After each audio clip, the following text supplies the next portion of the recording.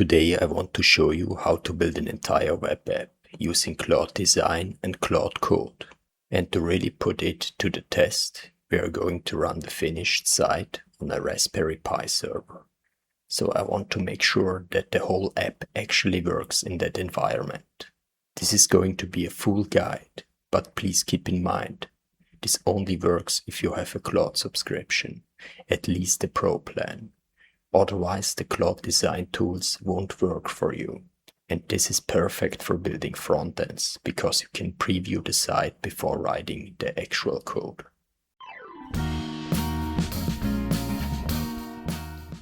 Okay, so before I touch a single pixel, I want to actually build a foundation. Most people jump straight into designing screens. I'm not doing that. First, I'm gathering the raw materials, colors, etc., and the sense of what already works in this space. I asked Claude to put together a color palette for my app. I told it what kind of streaming app this is and the vibe I wanted, which was warm and friendly.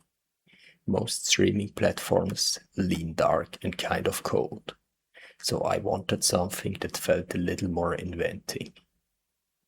It gave me a full set. Next, I went and grabbed screenshots from existing streaming platforms, the ones already out there doing this well.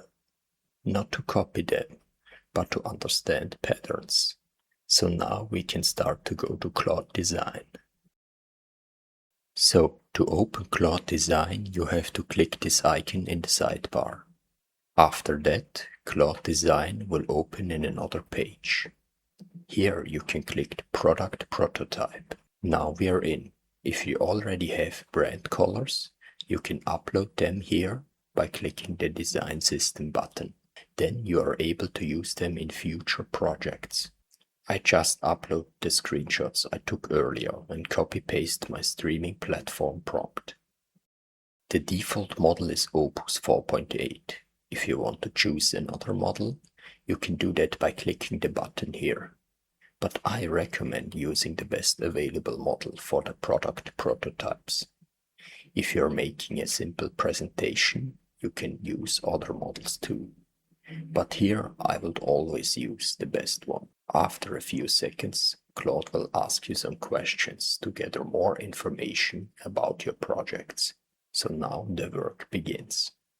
After around 3 minutes, Claude finally gave me 3 proposals for the streaming platform. I like the first one the most, but I also want to have a story feed in my platform as well. So I simply told it to design the platform like that. And here's the final result from Claude.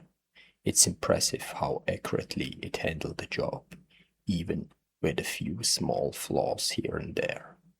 But when it comes to starting a website, this approach is much faster than coding everything from scratch. It nailed the register page, the login page, and several other details, and honestly, I'm genuinely impressed by both the speed and the design.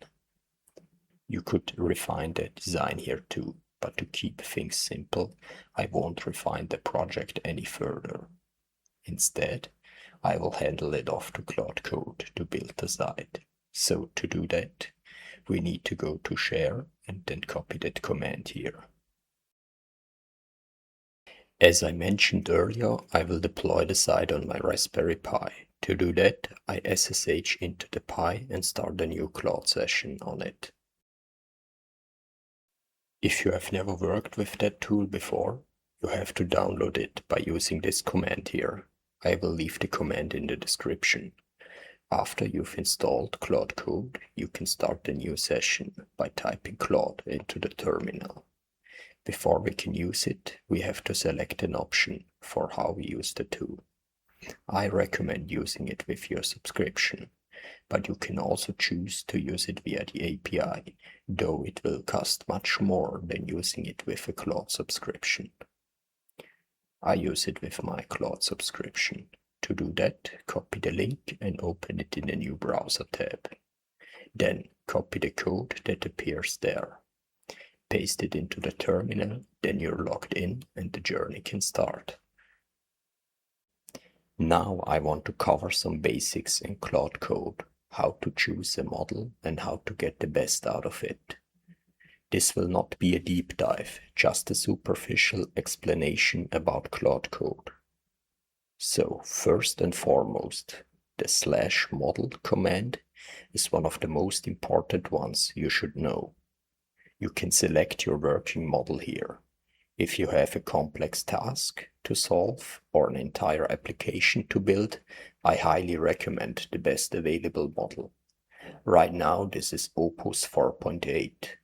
With the command /usage, you can see your session limits.